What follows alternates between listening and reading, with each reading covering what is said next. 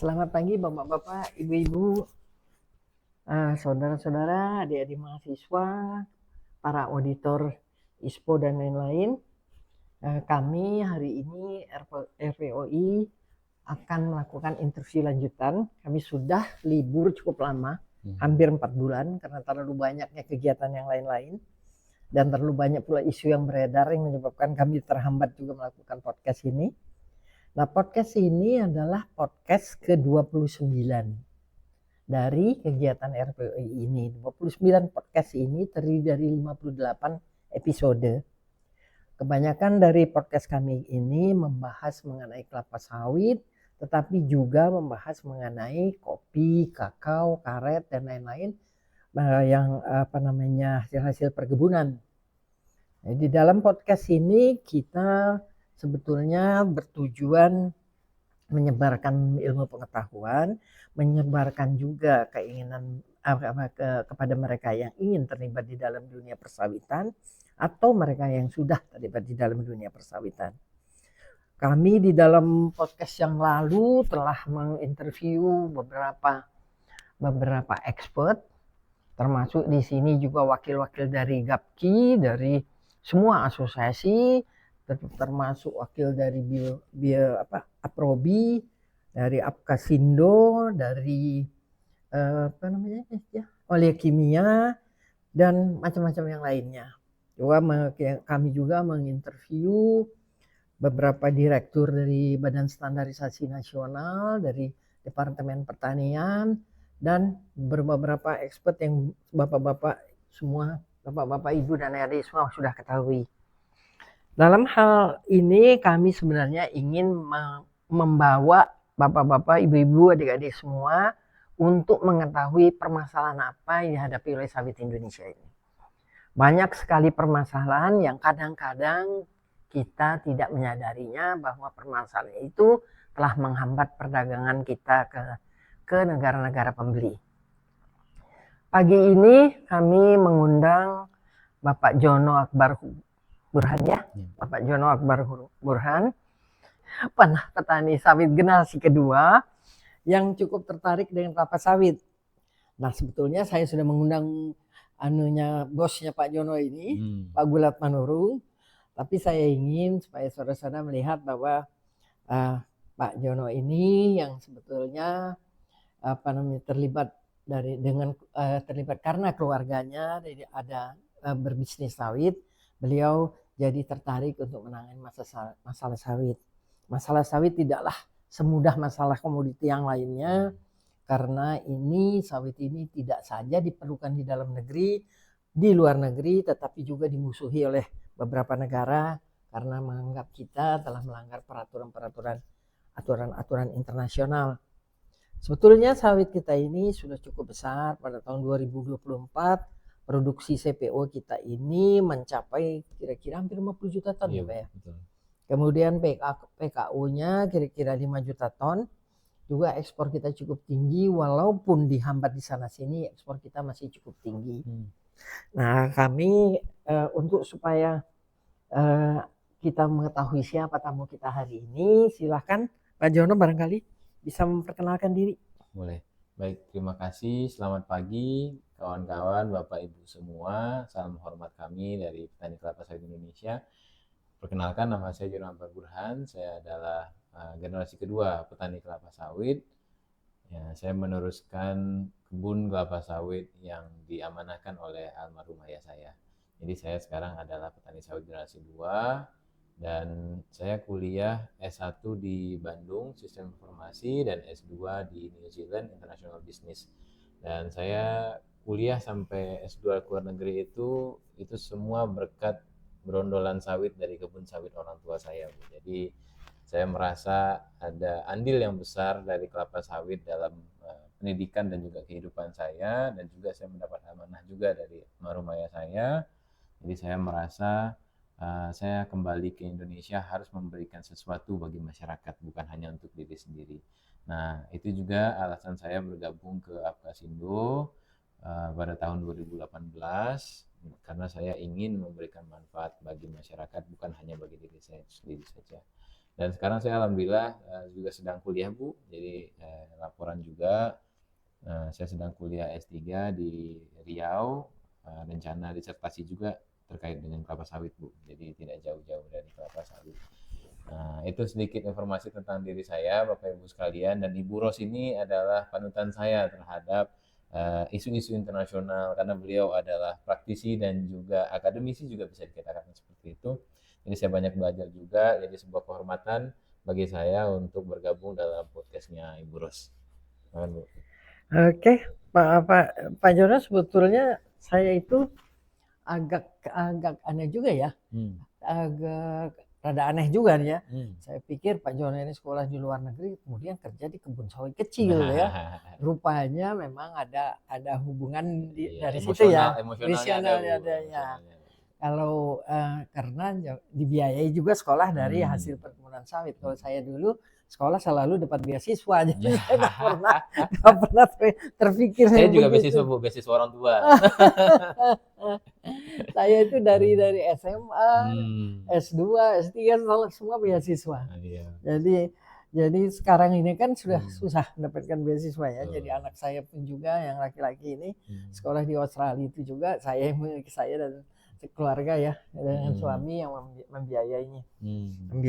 Jadi Pak Jonas sebetulnya selain mempunyai kebun sawit, apakah memang Pak Jonas tertarik kepada permasalahan yang dihadapi oleh persawitan di Indonesia ini? Oh, sangat-sangat Bu, saya sangat tertarik. Pertama, sebelum saya kuliah S2 itu Bu, itu saya tidak terlalu peduli dengan kelapa sawit, to be honest. Karena meskipun orang tua saya adalah petani kelapa sawit, memiliki kebun sawit, tapi saya sedikit indifferent terhadap kelapa sawit. Tapi pada saat saya kuliah S2 di New Zealand, dan itu kan business school, jadi hampir setiap minggu ada debat, ada diskusi, presentasi. Setiap kali ada pembahasan terkait dengan sustainability, green, energy, dan lain sebagainya, selalu yang dipermasalahkan adalah kelapa sawit. Nah, jadi itulah yang membuat spark di diri saya pertama kali, Bu. Jadi setiap minggu akan ada perdebatan terkait dengan energi dan lain sebagainya, yang disalahkan selalu sawit. Saya sebagai anak petani kelapa sawit tentu saya tidak tinggal diam. Nah, jadi dari sana saya selalu menyampaikan fakta-fakta tentang kelapa sawit yang saya ketahui tentang keluarga saya. Saya sampaikan kepada mereka bahwa ada jutaan petani yang menggantungkan hidupnya di kelapa sawit. Karena banyak dari Ibu Ros pasti lebih tahu bahwa banyak orang-orang di luar negeri itu yang menyampaikan bahwa sawit itu yang diuntungkan hanya segelintir orang lah, perusahaan lah, mindsetnya itu masih seperti itu. Padahal yang kita ketahui secara real bahwa ada jutaan masyarakat, jutaan petani yang menggantungkan hidupnya dari kelapa sawit. Nah itu Bu, awalnya yang membuat saya spark interest saya kepada kelapa sawit. Dan ya ada cerita itu juga, bapak saya berpulang dan saya diamanahkan untuk melanjutkan kebun sawitnya. Jadi dari sanalah bergerak karena saya ingin juga memberikan manfaat kelapa sawit bagi masyarakat luas itu Bu. Itu Bu. Interest awalnya seperti itu Bu. Ya itu sebetulnya interest awal itu cukup menarik karena itu yang memicu kita untuk menjadi lebih mengerti permasalahannya dan mungkin jadi profesional belakangannya ya. Betul. Kalau saya sebetulnya tidak ada yang memicu sama sekali. Saya masuk perdagangan itu karena saya tertarik dulu kan saya sebetulnya kan kimia ya. Jadi saya dari S1 ya kemis. Jadi saya tertarik dengan laboratorium perdagangan yang besar itu. Tetapi setelah saya masuk, para bos-bos itu mengatakan Ibu Ros sebaiknya jadi negosiator. Karena saya bahasa Inggrisnya lebih baik gitu ya. Lebih lancar bahasa Inggris daripada bahasa Indonesia Bu ya. Ya, apalagi anak saya itu saya. Jadi kemudian belum ya.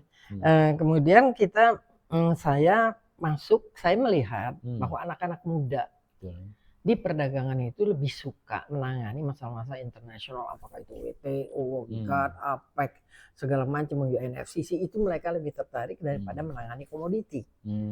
Sehingga saya melihat kasihan komoditi ini tidak ada yang menangani. Oleh karena itu saya kemudian mengambil karet sebagai komoditi. Dan kebetulan suami kerja di balai karet pula di Bogor ini kan. Jadi sejalanlah kita dalam menangani karet itu. Saya menangani karet dalam waktu sudah 36 tahun. Kemudian saya dipindahkan untuk menangani sawit ya. Ternyata sawit juga sebetulnya kalau masalah lebih kompleks karet daripada sawit. lebih kompleks, juga masalah dagangnya juga lebih kompleks ya. Iya. Tetapi masalah sawit ini memang kompleks dan berubah terus. Iya betul. Dinamikanya sangat ini cepat Sangat berubah terasa ya, ya. sangat terasa sekali. Jadi kalau kita melihat bahwa negara-negara pembeli yang biasanya kita rajakan karena dia pembeli, tapi sekarang seakan-akan berbalik menjadi musuh kita. Iya. Ya. Nah, sayalah yang memulai penerapan sustainability di Indonesia ini. Ya. Barangkali Pak Jono pernah baca buku saya belum? Belum Bu, nanti saya baca Bu. Tapi sudah dikasih? Belum. Oh nanti kasih aja satu eksemplar. Boleh Bu. Jadi saya yang memulai menangani sustainability di Indonesia ini, sehingga sayalah yang menciptakan Indonesian Sustainable Palm Oil. Itu saya dan grup saya orang 5 kita yang menciptakan itu. Karena saya memang sejak masuk perdagangan itu saya menangani standarisasi, ratusan standar kita buat, dan salah satu hasil dari standar yang saya hasilkan bersama Malaysia itu adalah standar karet blok yang masuk ISO 9000. Ya. Jadi memang kalau kita menangani satu masalah dengan tekun ya, akhirnya itu menjadi bagian dari hidup kita gitu ya.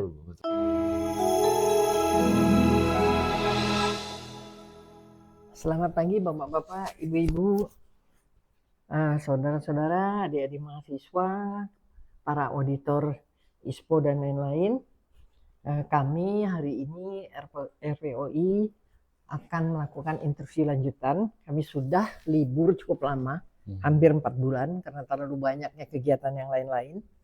Dan terlalu banyak pula isu yang beredar yang menyebabkan kami terhambat juga melakukan podcast ini. Nah, podcast ini adalah podcast ke-29 dari kegiatan RPOI ini. 29 podcast ini terdiri dari 58 episode. Kebanyakan dari podcast kami ini membahas mengenai kelapa sawit, tetapi juga membahas mengenai kopi, kakao, karet, dan lain-lain yang hasil-hasil perkebunan. Di dalam podcast ini kita sebetulnya bertujuan menyebarkan ilmu pengetahuan, menyebarkan juga keinginan kepada mereka yang ingin terlibat di dalam dunia persawitan atau mereka yang sudah terlibat di dalam dunia persawitan.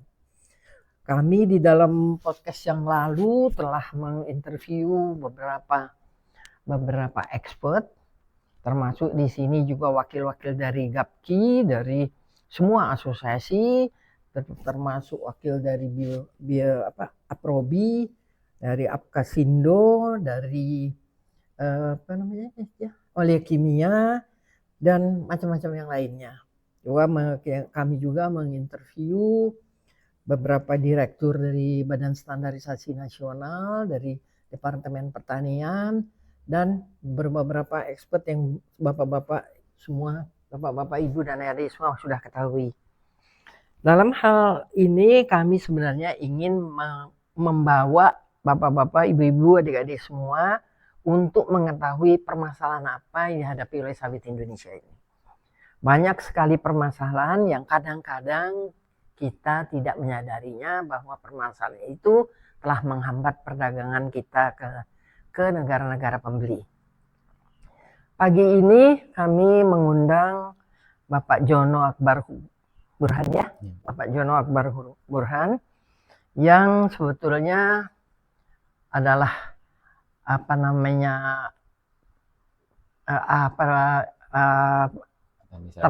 petani sawit generasi kedua yang cukup tertarik dengan kelapa sawit. Nah, sebetulnya saya sudah mengundang bosnya Pak Jono ini, Pak Gulat Manurung, tapi saya ingin supaya saudara-saudara melihat bahwa Pak Jono ini yang sebetulnya terlibat karena keluarganya ada berbisnis sawit. Beliau jadi tertarik untuk menangani masalah sawit. Masalah sawit tidaklah semudah masalah komoditi yang lainnya, karena sawit ini tidak saja diperlukan di dalam negeri, di luar negeri, tetapi juga dimusuhi oleh beberapa negara karena menganggap kita telah melanggar aturan internasional.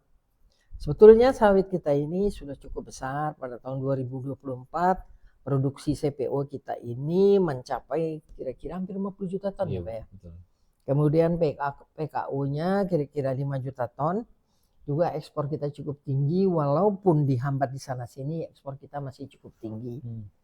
Nah, kami untuk supaya kita mengetahui siapa tamu kita hari ini, silahkan Pak Jono barangkali bisa memperkenalkan diri. Boleh. Baik, terima kasih. Selamat pagi kawan-kawan, Bapak Ibu semua. Salam hormat kami dari Petani Kelapa Sawit Indonesia. Perkenalkan, nama saya Jonathan Burhan. Saya adalah generasi kedua petani kelapa sawit. Ya, saya meneruskan kebun kelapa sawit yang diamanahkan oleh almarhum ayah saya. Jadi saya sekarang adalah petani sawit generasi 2 dan saya kuliah S1 di Bandung Sistem Informasi dan S2 di New Zealand International Business. Dan saya kuliah sampai S2 ke luar negeri itu semua berkat berondolan sawit dari kebun sawit orang tua saya, Bu. Jadi saya merasa ada andil yang besar dari kelapa sawit dalam pendidikan dan juga kehidupan saya, dan juga saya mendapat amanah juga dari almarhum ayah saya. Jadi saya merasa saya kembali ke Indonesia harus memberikan sesuatu bagi masyarakat, bukan hanya untuk diri sendiri. Nah, itu juga alasan saya bergabung ke Apkasindo pada tahun 2018, karena saya ingin memberikan manfaat bagi masyarakat, bukan hanya bagi diri saya sendiri saja. Dan sekarang saya alhamdulillah juga sedang kuliah, Bu. Jadi laporan juga, saya sedang kuliah S3 di Riau, rencana disertasi juga terkait dengan kelapa sawit, Bu. Jadi tidak jauh-jauh dari kelapa sawit. Nah, itu sedikit informasi tentang diri saya, Bapak Ibu sekalian. Dan Ibu Ros ini adalah panutan saya terhadap isu-isu internasional, karena beliau adalah praktisi dan juga akademisi, juga bisa dikatakan seperti itu. Jadi saya banyak belajar juga, jadi sebuah kehormatan bagi saya untuk bergabung dalam podcastnya Ibu Ros. Bu. Oke, Pak Jono, sebetulnya saya itu agak aneh juga ya, agak rada aneh juga nih ya. Saya pikir Pak Jono ini sekolah di luar negeri, kemudian kerja di kebun sawit kecil ya. Rupanya memang ada hubungan dari situ ya, emosionalnya ada ya. Kalau karena dibiayai juga sekolah dari hasil perkebunan sawit. Kalau saya dulu sekolah selalu dapat beasiswa, jadi saya nggak pernah terpikir. Saya juga beasiswa, Bu, beasiswa orang tua. Saya itu dari SMA, S2, S3 semua beasiswa. Jadi sekarang ini kan sudah susah mendapatkan beasiswa ya. Jadi anak saya pun juga yang laki-laki ini sekolah di Australia itu juga saya dan keluarga ya, dengan suami yang membiayainya. Jadi Pak Jono sebetulnya selain mempunyai kebun sawit, apakah memang Pak Jono tertarik kepada permasalahan yang dihadapi oleh persawitan di Indonesia ini? Oh, sangat-sangat, Bu. Saya sangat tertarik. Pertama, sebelum saya kuliah S2 itu, Bu, itu saya tidak terlalu peduli dengan kelapa sawit, to be honest. Karena meskipun orang tua saya adalah petani kelapa sawit, memiliki kebun sawit, tapi saya sedikit indifferent terhadap kelapa sawit. Tapi pada saat saya kuliah S2 di New Zealand, dan itu kan business school, jadi hampir setiap minggu ada debat, ada diskusi, presentasi. Setiap kali ada pembahasan terkait dengan sustainability, green, energy, dan lain sebagainya, selalu yang dipermasalahkan adalah kelapa sawit. Nah, jadi itulah yang membuat spark di diri saya pertama kali, Bu. Jadi setiap minggu akan ada perdebatan terkait dengan energi dan lain sebagainya, yang disalahkan selalu sawit. Saya sebagai anak petani kelapa sawit tentu saya tidak tinggal diam. Nah, jadi dari sana saya selalu menyampaikan fakta-fakta tentang kelapa sawit yang saya ketahui tentang keluarga saya. Saya sampaikan kepada mereka bahwa ada jutaan petani yang menggantungkan hidupnya di kelapa sawit. Karena banyak dari Ibu Ros pasti lebih tahu bahwa banyak orang-orang di luar negeri itu yang menyampaikan bahwa sawit itu yang diuntungkan hanya segelintir orang lah, perusahaan lah, mindsetnya itu masih seperti itu. Padahal yang kita ketahui secara real bahwa ada jutaan masyarakat, jutaan petani yang menggantungkan hidupnya dari kelapa sawit. Nah, itu, Bu, awalnya yang membuat saya spark interest saya kepada kelapa sawit. Dan ya ada cerita itu juga, bapak saya berpulang dan saya diamanahkan untuk melanjutkan kebun sawitnya. Jadi dari sanalah bergerak, karena saya ingin juga memberikan manfaat kelapa sawit bagi masyarakat luas itu, Bu. Itu Bu. Iya. Interest Nah, awalnya seperti itu Bu. ya itu Ya, sebetulnya interest awal itu cukup menarik karena itu yang betul. memicu kita untuk Betul Bu. ya menjadi Betul. lebih mengerti Ya, permasalahannya dan mungkin jadi profesional belakangannya ya. iya betul Bu. Kalau saya sebetulnya tidak ada yang memicu sama sekali. Saya masuk perdagangan itu karena saya tertarik dulu kan saya Hmm. sebetulnya kan kimia ya. Jadi Hmm. saya dari Kemis ya Bu S1 ya. ya kemis. Jadi saya tertarik dengan laboratorium perdagangan yang besar itu. Hmm. Tetapi setelah saya masuk, Mm-mm. para bos-bos itu mengatakan Ibu Ros sebaiknya jadi negosiator. Iya, iya, Karena iya. saya bahasa Inggrisnya lebih baik gitu Iya, ya. iya, iya. Dan, Lebih ya, lancar bahasa Inggris bahasa daripada Inggris, bahasa Indonesia Bu ya. bahasa Indonesia. Apalagi anak saya itu saya. Itu jadi kemudian belum ya. Hmm. Kemudian saya masuk, saya melihat bahwa anak-anak muda Betul. di perdagangan itu lebih suka menangani masalah-masalah internasional, apakah itu WTO, GATT, APEC, segala macam, UNFCCC, itu mereka lebih tertarik daripada menangani komoditi. Sehingga saya melihat kasihan komoditi ini tidak ada yang menangani. Oleh karena itu saya kemudian mengambil karet sebagai komoditi. Dan kebetulan suami kerja di balai karet pula di Bogor ini kan. Jadi sejalanlah kita dalam menangani karet itu. Saya menangani karet dalam waktu sudah 36 tahun. Wah. Kemudian saya dipindahkan untuk menangani sawit ya. Ternyata sawit juga sebetulnya kalau masalah lebih kompleks karet daripada sawit. Lebih kompleks juga, masalah dagangnya juga lebih kompleks ya. Tetapi masalah sawit ini memang kompleks dan berubah terus. Ya, betul. Dinamikanya sangat ini cepat Sangat berubah terasa, ya, ya. sangat terasa sekali. Jadi kalau kita melihat bahwa negara-negara pembeli yang biasanya kita rajakan karena dia pembeli, tapi sekarang seakan-akan berbalik menjadi musuh kita. Ya. Nah, sayalah yang memulai penerapan sustainability di Indonesia ini. Ya. Barangkali Pak Jono pernah baca buku saya belum? Belum Bu, nanti saya baca Bu. Tapi sudah dikasih? Belum. Oh, nanti kasih aja satu eksemplar. Boleh Bu. Jadi saya yang memulai menangani sustainability di Indonesia ini, sehingga sayalah yang menciptakan Indonesian Sustainable Palm Oil. Itu saya dan grup saya orang 5 kita yang menciptakan itu. Karena saya memang sejak masuk perdagangan itu saya menangani standarisasi, ratusan standar kita buat, dan salah satu hasil dari standar yang saya hasilkan bersama Malaysia itu adalah standar karet blok yang masuk ISO 9000. Ya. Jadi memang kalau kita menangani satu masalah dengan tekun ya, akhirnya itu menjadi bagian dari hidup kita gitu ya. Betul. Tapi kemudian switch dari karet ke sawit itu yang agak susah ya. Karena orang sawit melihat orang baru, apalagi perempuan, wah kayak ya. Tantangannya berat. Jadi kalau saya bicara dengan Pak Gulat mengatakan bahwa kami sudah menerapkan sustainability.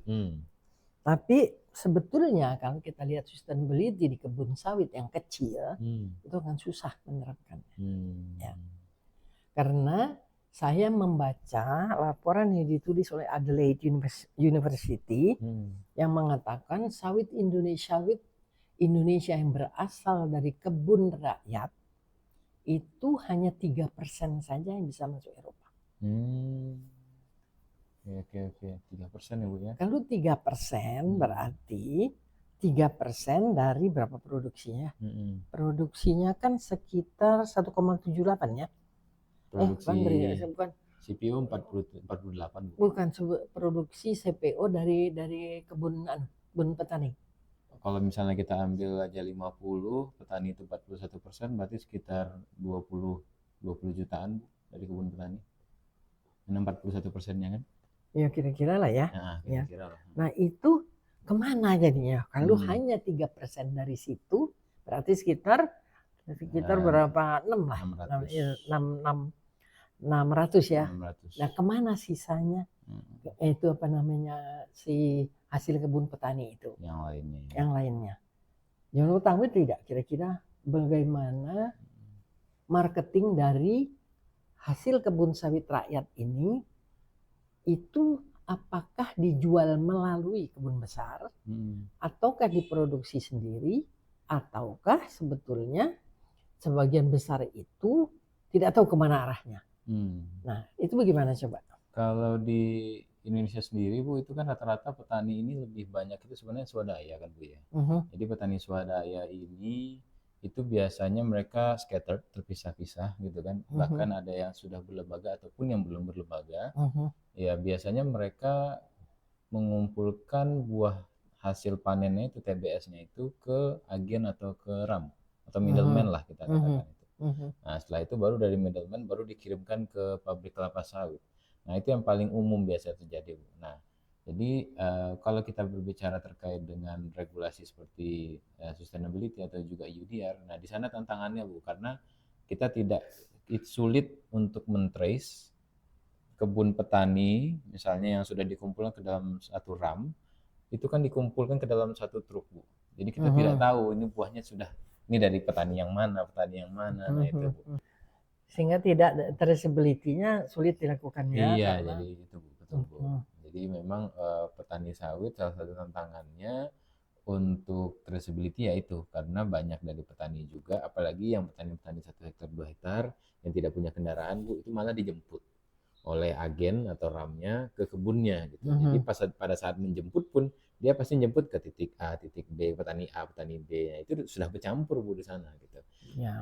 Itu Bu, itu tantangannya untuk petani. Ya, tapi ke depannya tentu kita melihat adanya peluang ya Bu ya, agar kita selalu optimis untuk industri kelapa sawit ini. Ya salah satu peluangnya yaitu adalah mendorong dengan membentuk kelembagaan bagi petani. Ya, tapi persoalannya kalau Eropa dia kan tidak care mengenai kelembagaannya ya. Betul. Dia juga tidak care mengenai apa namanya petani itu yang terlalu kecil. Dia yang care adalah bahwa petani itu harus punya legalitas, petani itu harus punya land tenure, dan petani itu harus sekian hektar ya. Kalau biodiesel, petani itu tidak boleh lebih dari 2 hektar. Means 1.99 ya hektar. Nah, itu yang menyebabkan petani sulit sekali masuk ke dalam ikut di dalam biodiesel ya. Nah, jadi sekarang kalau kita lihat, saya bicara juga sama Pak Gulat, Pak, kalau petani ini ya nanti traceability makin hari makin kuat ya. Maka kalau petani ini tidak bisa masuk ke dalam prosesnya untuk ekspor, apa yang kita harus lakukan? Iya. Oke Bu. Pertama sih Bu, yang perlu kita tekankan, saya setuju dengan yang Ibu sampaikan bahwa definisi tentang smallholder itu sendiri belum rampung antara kita negara produsen dan juga EU sebagai negara konsumen. Nggak salah kalau itu. Nah, gimana Bu kira-kira Bu? Sebab setiap ketentuan Eropa ini kan rule based ya. Jadi regulation dia itu berdasarkan rule dari yang dia keluarkan. Dan dia kan top regulation dia kan adalah Green Deal ya. Nah, Green Deal kemudian bicara mengenai ini termasuk elektronik segala macam kan ya. Kalau turunan dari sana, kalau untuk biodiesel tuh yang saya katakan tadi ya. Kalau untuk yang lainnya itu kita lihat mereka tidak mengadop definisi kita sama sekali. Ya. Mereka mempunyai definisi sendiri yang sebetulnya kita tidak bisa mengadop. Karena dia memakai aturan modal berjalan. Modal berjalan sampai 44.000 euro dari mana. Ya. Terus kita sendiri juga sebetulnya punya definisi less than 25 hektar. Betul Bu. Tapi itu tidak muncul di dalam Undang-Undang Cipta Karya. Itu tidak muncul, jadi definisi itu suddenly hilang dari situ. Ya. Jadi sekarang saya mengatakan, kita harus punya definisi.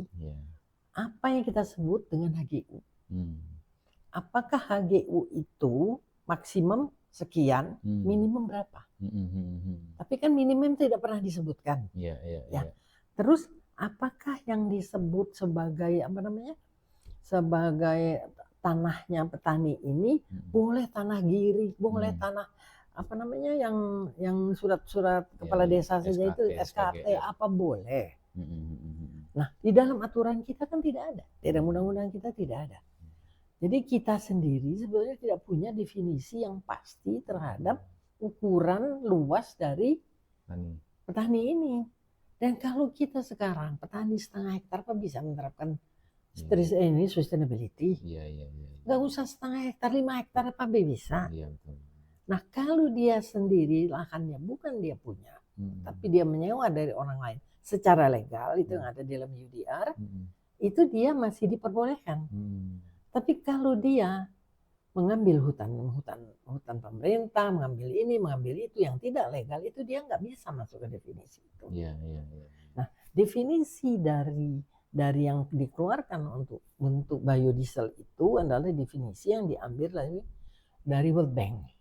Studi World Bank yang dilakukan pada tahun 1992 di India. Itu yang kita tidak bisa nerima.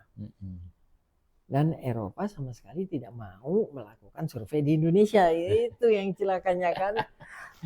Jadi makin tambah kusut ya, makin tambah kusut. Makanya saya bilang kamu melakukan survei di Malaysia, di Uruguay, di Brazil, di Spanyol, di Ukraine, di Prancis. Terus kamu dapat definisi Indonesia dari mana?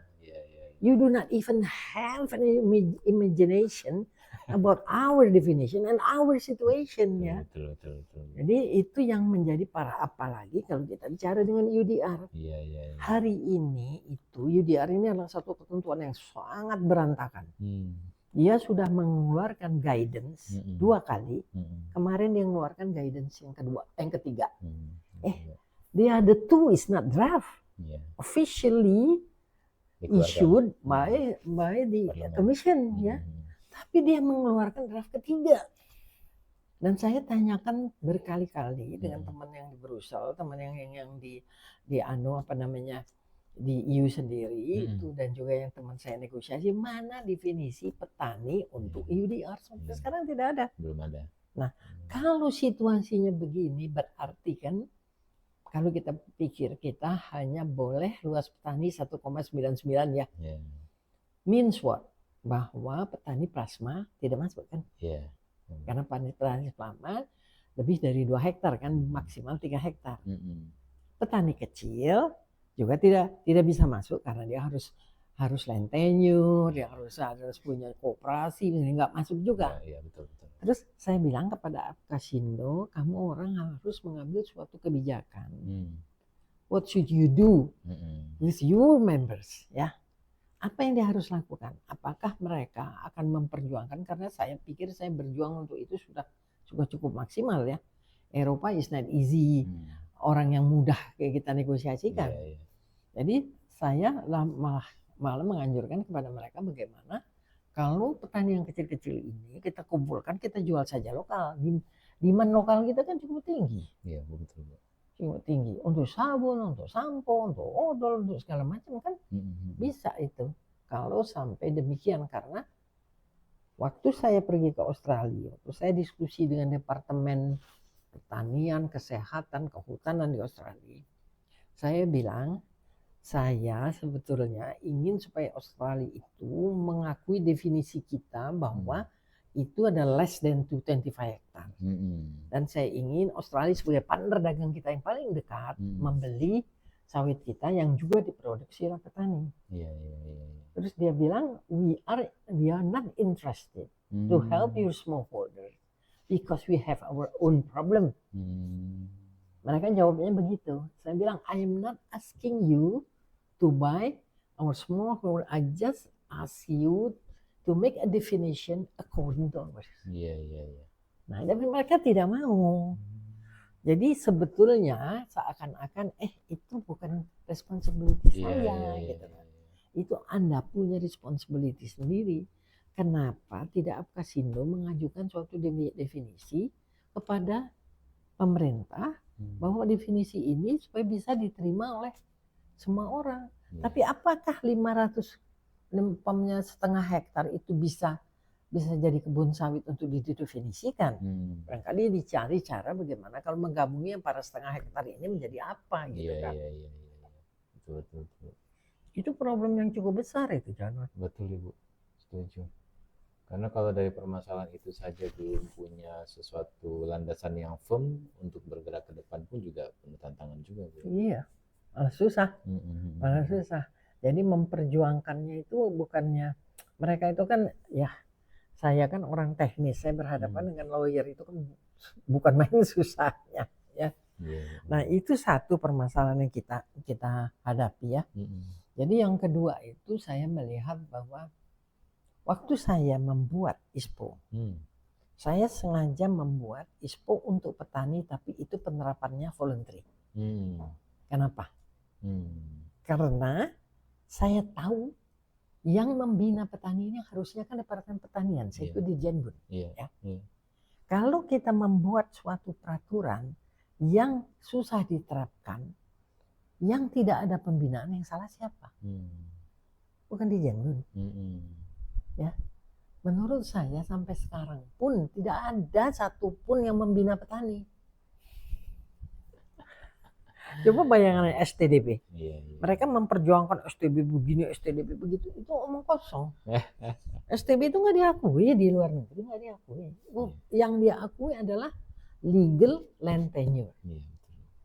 Jadi legalitas lah yang diakui ya. STDB kan daftar, Bu, ya. Hanya daftar. Sebetulnya tadinya STDB itu tujuannya mengetahui siapa yang legal, siapa yang tidak kan. Dan juga sebetulnya terkait dengan pelaksanaannya pun untuk di tingkat pemerintah juga masih banyak kerancuan, Bu. Pelaksana STDB itu ada di kabupaten dilaksanakan dikeluarkan oleh bupati, ada yang kabupaten dikeluarkan oleh DMPTSP. Dan banyak dari pemerintah di kabupaten itu rata-rata mereka takut mengeluarkan STDB.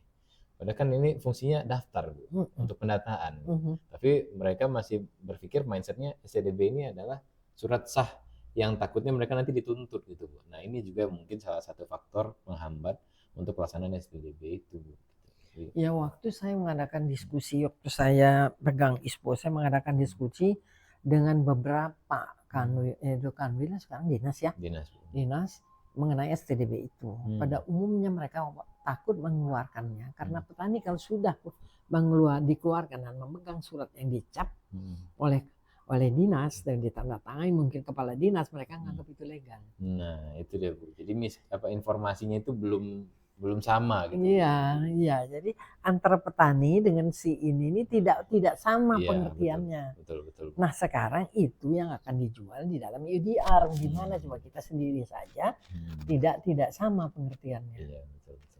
Dan itu waktu itu hanya SK Dirjenbun kan, bukan SK Menteri. Jadi sebetulnya kan SK Dirjenbun kan sebetulnya tidak mengikat seperti SK Menteri. Tapi sekarang bilangnya sudah SK Menteri ya. Nah, itu saya kurang tahu, Bu. Terakhir belakangan kan STDB juga itu, Bu, sudah keluar kan. Ya cuma memang ya pelaksanaannya juga seperti itu, Bu. Banyak bergerak di tempatnya karena itu. Karena ya saya setuju dengan yang Ibu sampaikan tadi bahwa sosialisasi itu pertama kan paling penting adalah di penyuluh. Penyuluh tingkat kabupaten, dinas kabupaten gitu ya. Cuma memang ya mungkin dinamika juga yang kita tidak ketahui di dalam dinas itu pun jadi petani tidak banyak mendapatkan informasi juga, Bu.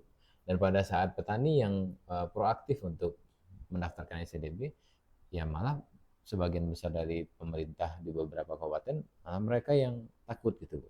Jadi tidak ketemu gitu, Bu. Gitu. Jadi kalau misalnya kita berbicara terkait, karena kan petani juga sekarang sudah mulai bergerak, Bu, ya, kepada generasi kedua seperti saya gitu ya. Jadi informasi itu sudah semakin kencang, WhatsApp sudah semakin kencang, berita-berita sudah semakin kencang. Nah, jadi terkait dengan sustainability ini mungkin juga sudah disampaikan oleh Pak Ketum, Pak Bukat. Ya, memang ada banyak tantangan sustainability dari petani yang Ibu sampaikan tadi. Tapi minimal kita mendorong kepada petani ini untuk berpindah shifting mindsetnya kepada lebih berkelanjutan. Ya minimal menggunakan pupuk organik dicampur dengan organik, terus juga tidak menggunakan pestisida, herbisida, gitu-gitu, Bu. Nah, dan juga terkait dengan untuk mendapatkan ISPO, itu kalau kami, Bu, sekarang mendorongnya kan ada di Indonesia ini kan permasalahan kehutanan ini kan juga cukup kompleks, Bu, ya. Nah, jadi minimal kami mengusulkan kepada pemerintah untuk mendorong petani PSR yang sudah clean and clear, yang bibitnya sudah diketahui dari awal, karena ISPO kan harus tahu ininya, Bu, ya, seedlingsnya, Bu, ya. Nah, sedang PSR kan itu sudah tahu, Bu, seedlingnya sudah di mana. Jadi kalau kita berbicara lebih luas lagi terkait dengan ekspor ke EU atau ke negara-negara yang peduli dengan sustainability, ya kalau dari segi petani ya mungkin dari sana Bu. Jadi dari kebun-kebun PSR-nya petani yang sudah traceable, yang sudah tahu seedlingnya dari mana, yang sudah tahu off-taker perusahaannya dari mana, dari sanalah baru bergerak untuk dikirimkan sebagai bahan baku ekspor yang EUDR ready atau yang RSPO ready dan sebagainya seperti itu Bu. Nah, kalau misalnya yang belum PSR atau yang belum ISPO, ya saya setuju dengan yang Ibu sampaikan tadi. Mungkin lebih kepada ke local market. Meskipun banyak petani ini yang kami tidak tahu, Bu. Maksudnya pada supply chain hanya sebatas kepada pengiriman TBS buah kelapa sawit ke RAM atau ke pabrik.